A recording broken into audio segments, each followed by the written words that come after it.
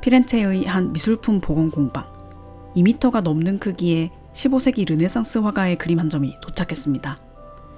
세계 최고의 미술품 복원 전문가들이 작업에 착수합니다. 그림 위에 왁스 유제를 동전 크기만큼 올린 뒤 솜으로 살살 문지릅니다. 수백 년간 그림을 덮고 있던 어두운 때가 조금씩 벗겨집니다. 갈라진 틈은 회반죽과 풀을 먹인 벽토로 세심히 채우고 말린 뒤에 칼로 평평하게 깎아 다듬습니다. 촘촘한 선을 겹쳐 그리는 해칭 기법으로 수채 물감을 채운 뒤 레진으로 한 겹 덮어줍니다. 마지막으로 세필붓에 니스 물감을 묻혀 빈 공간을 채워나갑니다. 산화된 레이어 아래 숨어 있었던 거의 형광빛을 내는 독특한 밝은 색채가 살아났습니다. 바랜 색과 갈라진 틈 뒤에 가려져 있었던 온화한 모습의 성모 마리아와 천사들, 사뭇 진지한 표정의 성인과 수도사들의 모습, 그리고 그림의 모든 세밀한 디테일들이 비로소 또렷하게 보이기 시작합니다. 그리고 얼마 전인 2026년 7월, 2년간의 복원 작업을 마친 이 그림은 원래 자신의 자리, 피렌체 근교의 작은 마을 피에솔레에 있는 작고 소박한 수도원 산 도미니코 수도원으로 돌아왔습니다. 수도원의 한쪽 벽면에 제다나가 다시 조립되어 설치되었고, 그림은 이제 촛불만 켜진 어두운 공간 안에 놓였습니다. 그러자 그 통통 튀던 색채들이 이제는 따뜻하고 감미로운 빛을 냅니다. 비로소 본래의 빛을 찾은 것입니다.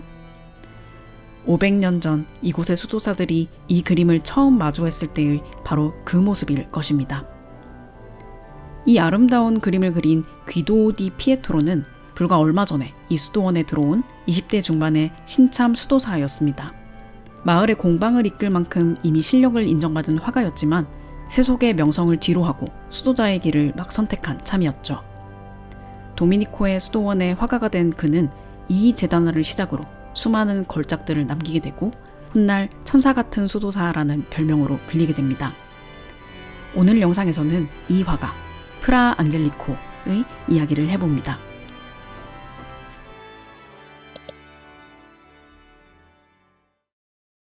도미니코 수도회의 핵심 화가로 입지를 다지던 프라 안젤리코. 40의 나이가 된 1437년 그는 피렌체 도심에 새로 지어지는 산 마르코 수도원의 벽화 프로젝트를 맡게 됩니다. 그는 아예 공사 현장에 살다시피 하며 5년 동안 회랑과 복도, 회의실, 그리고 수도사들의 방 하나하나에 예수의 생애와 성경 속 장면들을 프레스코화로 새겨 넣었습니다. 당시 피렌체의 도미니코회 수도사들은 세속과 담을 쌓고 은둔하는 이들이 아니었습니다. 설교자 수도회라는 정체성에 걸맞게 그들은 피렌체 시내 거리를 누비며 광장에서 설교하고 병자들을 방문해 위로하고 대중의 고민을 상담해주는 현장형 사목을 펼쳤습니다. 당시 경제적 풍요와 지적 혁명이 불붙었던 피렌체는 눈부시게 화려했지만 동시에 온갖 탐욕, 갈등, 암투로 가득 찬 혼돈의 도시이기도 했습니다. 그 활기차고도 거친 거리에서 보낸 수도사들의 낮은 우리가 생각하는 것보다 훨씬 소란스럽고 역동적이었습니다. 그러나 소란스러운 낮이 지나고 해가 지면 수도사들은 어김없이 이 조용한 수도원으로 돌아왔습니다. 2층 복도를 따라 줄지어 늘어선 40개의 독방, 첼라. 각자의 방으로 들어가 문을 닫는 순간 그 벽 안은 고요뿐이었습니다. 천장이 낮은 2평 남짓의 좁은 방, 흰 점토 돌벽과 차가운 테라코타 바닥에는 여름의 열기와 겨울의 추위가 고스란히 스며들었고 수도사들에게 주어진 것은 소박한 목재 침대와 책상 하나, 의자 하나 뿐이었습니다. 수도사들은 이 방에 홀로 머무는 많은 시간을 기도로 보냈습니다. 기도를 올릴 때 그들의 시선은 작은 창문 옆 프라 안젤리코가 그려놓은 벽화로 향했습니다. 정확히는 벽화 속 예수 그리스도와 성모 마리아 그리고 성인들을 향해 무릎을 꿇은 것이었죠. 신입 수도사의 방에는 성모 마리아나 수태고지가, 숙련된 수도사의 방에는 겟세마네 동산의 고뇌처럼 깊은 묵상이 필요한 은유적인 성경 장면이 그려져 있었습니다. 수도사들이 신의 존재를 갈구하며 의심과 싸우거나 그리스도의 고통에 깊이 몰입하던 시간, 세속의 소란에서 벗어나 마음의 닻을 내릴 곳이 필요했던 수도사들에게 프라 안젤리코가 벽 위에 남긴 그 그림들은 기도하는 마음을 둘 곳이 되어주었습니다.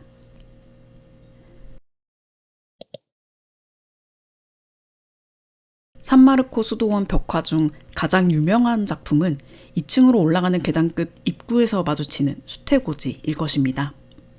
그림 속 위쪽 회랑 천장은 그 면이 보이지 않을 만큼 좁게 그려져 있지만 바닥은 사다리꼴로 그려져 앞뒤로 넓게 면이 드러나 있습니다. 그래서 실제로 수도원에서 계단을 오르는 길이 열린 문 너머 그림 속 공간으로 그대로 이어지는 느낌을 주죠. 그렇게 계단을 오르는 이들을 초대한 그림은 그 앞에 가까이 다다른 자에게 이런 문구를 보여줍니다. 이 앞을 지나갈 때 성모에게 경배하는 것을 잊지 말라. 이 수태고지 벽화는 사실 뭐랄까요? 좀 비어있는 느낌이 듭니다. 단순한 배경에 대천사 가브리엘과 성모 마리아 둘만 등장할 뿐 백합이나 올리브나무처럼 수태고지 성화에 일반적으로 등장하는 상징 장치들은 찾아볼 수 없습니다. 화가가 12년 전 그린 다른 수태고지 그림에는 마리아의 책, 비둘기, 성령의 빛, 까치, 심지어 아담과 이브, 선악과까지 포함되어 있던 것과는 확실히 비교가 되죠. 프라 안젤리코가 산마르코 수도원의 수태고지를 이렇게 심심하게 그린 이유는 분명합니다. 이 벽화를 보는 사람들은 성경을 이미 잘 알고 있는 수도사들이었기 때문에 설명이 필요 없었거든요. 화가는 이 그림을 단순화한 대신 가브리엘의 날개에 천연 광물 물감을 써서 2층 복도 창문으로 들어오는 부드러운 자연광을 받을 때 은은하게 반짝이도록 했습니다. 이 그림의 목적이 설명이 아니라 감화였음을 보여줍니다. 그리고 이런 의도적인 여백은 수도사들의 방에 그려넣은 벽화들도 마찬가지였습니다. 이 벽화들에서는 당시 다른 피렌체 화가들이 뽐내기 시작했던 그 묘사적이고 서사적인 표현들은 거의 찾아볼 수 없습니다. 대중의 경외를 불러일으키기 위해 혹은 후원자의 위상을 높이기 위해 쓰였던 청금석, 남동석, 금박 같은 화려하고 사치스러운 재료도 거의 쓰이지 않았고 감정의 동요를 일으키는 과장되고 자극적인 표현도 없습니다. 오로지 성경 장면의 핵심이 되는 인물과 설정만이 단순한 구성으로 차분하게 묘사되어 있을 뿐입니다. 프라 안젤리코는 기도하고 묵상하는 수도사들의 마음 앞에 본질만 남긴 단순한 형상 이외의 모든 것이 불필요하다는 것을 누구보다 잘 알고 있었습니다. 그렇기에 그림의 빈 부분을 채우는 것을 수도사들 스스로의 믿음의 몫으로 남겨둔 것입니다.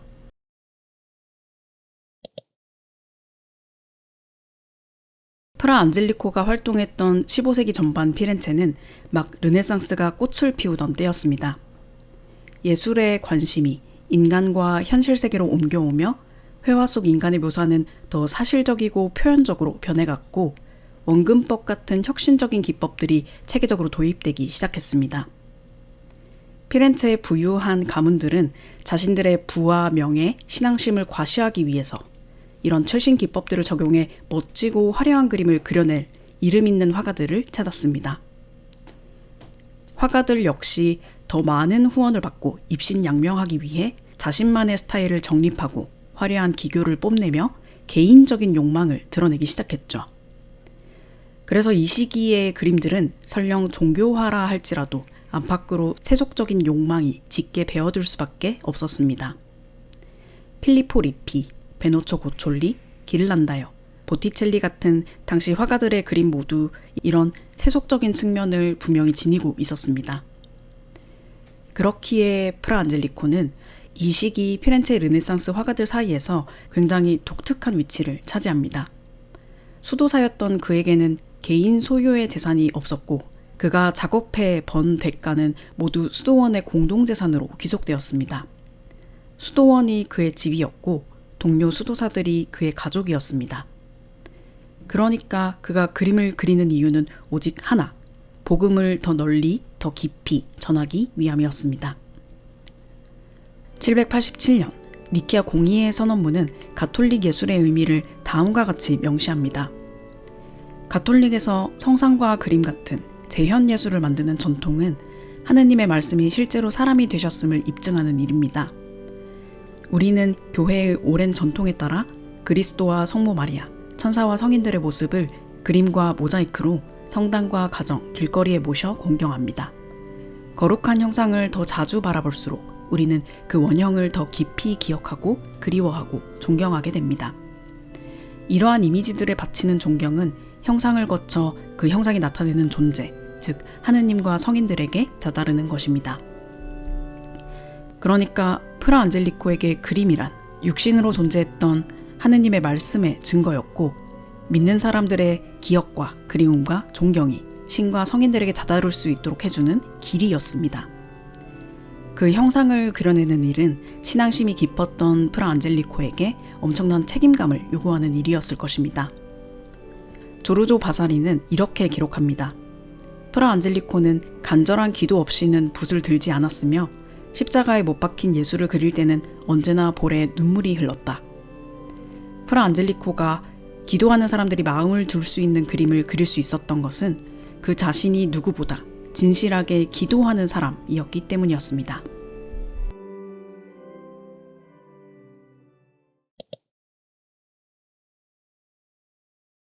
여기까지의 이야기만 들으면 프라 안젤리코에 대해 이렇게 생각하기 쉽습니다.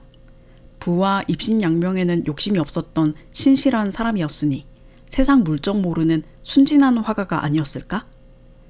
하지만 조금 더 들여다보면 그가 세상 물정 모르는 순진한 화가가 아니었다는 사실을 쉽게 파악할 수 있습니다. 프라 안젤리코가 남긴 족적들은 세상을 빠르게 파악하고 이해하는 눈과 머리가 없다면 불가능한 것들이기 때문입니다. 먼저 프라 안젤리코가 예술의 중심지였던 피렌체의 대형 수도원 공방을 이끄는 수장이었다는 점을 기억해야 합니다. 수도원의 핵심 사업이었던 대형 프로젝트들을 수주하고 보조 화가들과 견습생을 모아 인력을 배치하고 일정을 관리했습니다. 수도원의 재정을 활용할 때도 힘을 뺄 곳은 빼고 필요하다면 최고급 물감과 재료에 투자하는 등 전략적으로 운영했습니다. 이런 큰 프로젝트들을 이끌고 작품도 직접 그려내면서 베노초 고촐리 같은 뛰어난 제자도 길러냈습니다. 이렇게 겉으로 드러난 사실들만 조합해봐도 그가 완벽주의를 갖춘 프로페셔널이었음을 유추하기란 어렵지 않습니다. 또한 프라 안젤리코가 이끌었던 대표 프로젝트인 산 마르코 수도원 벽화 작업은 피렌체 최고 권력자인 메디치 가문이 후원하는 것이었는데요. 계산이 빠르고 콧대 높은 메디치 사람들을 클라이언트로 상대하는 것은 결코 쉬운 일이 아니었을 것입니다. 하지만 프라 안젤리코는 메디치 가문의 후원 목적을 명확하게 파악했고 그들의 욕구를 충족시키면서도 신학적 정당성을 부여하는 방법을 너무나 잘 알고 있었습니다. 그것을 보여주는 예가 수도원 2층 끝에 위치한 39번 방의 벽화입니다. 후원자인 코시모 데 메디치가 개인 기도방으로 활용하기 위해 만든 이 방에 프라 안젤리코는 수도사들의 독방들과는 사뭇 다른 벽화를 그려넣습니다. 값비싼 재료들을 활용해서 동방박사의 경배를 주제로 한 훨씬 크고 밝고 화려한 벽화를 그린 것이죠. 장면 속에 코시모와 가족들의 수호 성인들을 그려넣는 것도 잊지 않았습니다. 프라 안젤리코는 이 똑똑한 선택들로 메디치 가문의 이미지 빌딩, 클라이언트의 만족, 그리고 작품의 신학적 정당성까지 모든 목적을 달성했습니다. 프라 안젤리코의 목적은 언제나 복음 전파와 신에 대한 헌신이었지만 그 사명을 실현하기 위해서는 세속의 생리와 권력의 영향력을 누구보다 잘 이해하는 현실주의자여야 했습니다.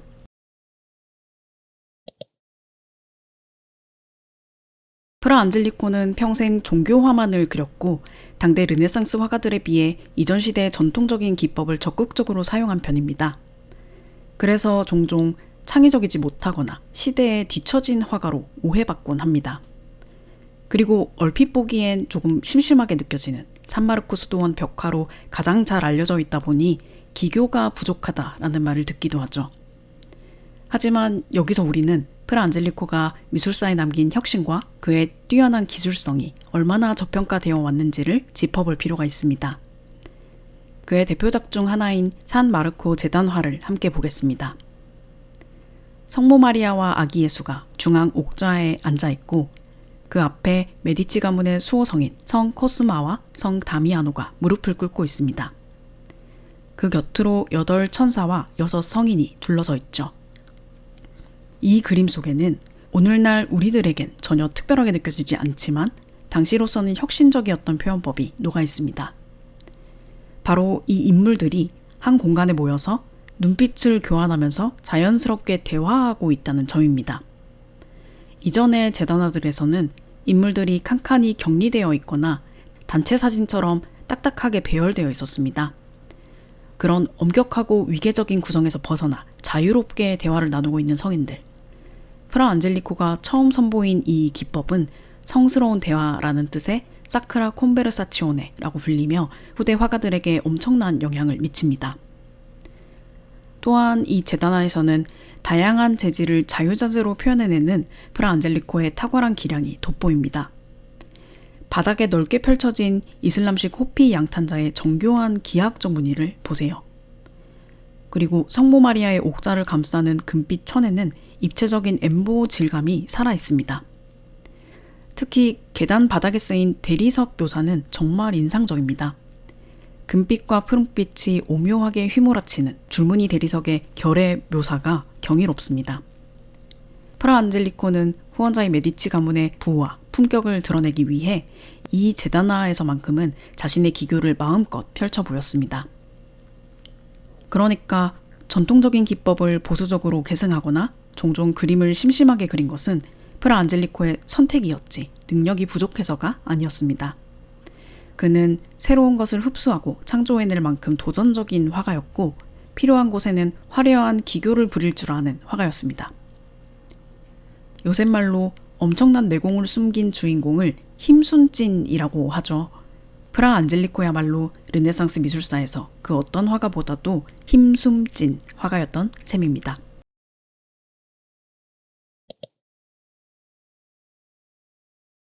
뛰어난 실력과 인품, 리더십을 가진 사람에게는 필연적으로 사람이 따르기 마련입니다. 많은 후배 수도사들과 화가들이 프라 안젤리코를 따랐고 교황을 비롯한 성직자들과 피렌체 권력자들 모두 그를 아꼈습니다. 특히 프라 안젤리코의 인품과 영성을 높게 평가했던 교황 에우제니오 4세는 50살이 된 그에게 피렌체 대교구를 이끄는 대주교 자리를 제안합니다. 하지만 프라 안젤리코는 남을 지배하는 자리는 제 소명이 아닙니다 라며 겸손히 거절했고 대신 덕망 높은 동료 수도사인 안토니노를 그 자리에 추천했습니다. 그렇게 그는 평생 더 높은 자리를 탐하지 않고 도미니코회의 수도사로 남아 사목과 예술활동에 전념했습니다. 신의 형상이 필요한 곳이라면 어디든 달려가 붓을 들었고 자신의 관리 능력이 필요한 곳이 생기면 또 마다하지 않고 부지런히 일했습니다.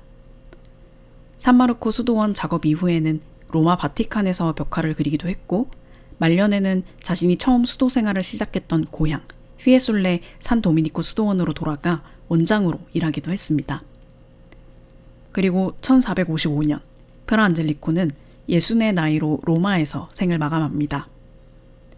떠나는 순간 그는 아무런 세속의 재산도 남기지 않았지만 그가 그린 아름다운 신의 형상들은 이탈리아 반도 곳곳에 남게 되었습니다. 그가 묻힌 로마 산타마리아 소프라 미네르바 성당의 묘비에는 이렇게 적혀 있습니다. 나를 또 한 명의 아펠레스라 부르며 찬양하지 말아다오. 그리스도시여, 내가 벌어들인 모든 것을 당신의 가난한 이들에게 주었음을 기억해다오. 지상에 남겨지는 작품이 있고 하늘나라에 쌓이는 공덕이 따로 있는 법이니. 이탈리아 피렌체가 낳은 조반니.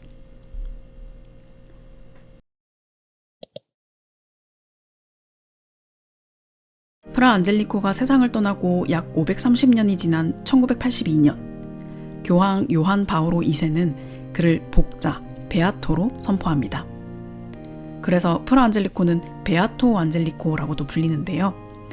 교황은 15개 이유로 그가 보여준 삶의 청렴함과 그가 그린 그림들의 신성한 아름다움을 들었습니다. 원래 가톨릭에서 복자로 선포되려면 순교를 했거나 아니면 기도로 병을 고치는 것 같은 초자연적인 기적을 실현한 것이 공식 검증되어야 합니다. 그렇기에 프라 안젤리코의 시복은 매우 이례적인 사건이었습니다. 교황청이 공식 인정한 그의 기적이 다름 아닌 그가 그린 그림 그 자체였기 때문입니다. 그리고 2년 뒤 프라 안젤리코는 예술가들의 수호 복자, 수호자로도 선포됩니다. 가톨릭 예술에 필요한 것은 아펠레스처럼 위대한 화가가 되려는 개인의 욕망이 아니라 청렴한 삶을 살며 그리스도의 이름으로 사명을 다하는 것이라는 분명한 메시지였습니다. 그리고 프라 안젤리코는 2000년의 가톨릭 역사에서 그 사명을 다하는 삶을 가장 완벽하게 보여준 예술가였습니다. 오늘 준비한 프라 안젤리코 이야기는 여기까지입니다. 다음 영상에서는 서양 미술사를 변화시키고 20대의 요절한 천재 마사초의 이야기를 해보겠습니다. 오늘 영상이 좋으셨다면 구독 잊지 마시고 다음 영상도 많이 기대해주세요. 감사합니다.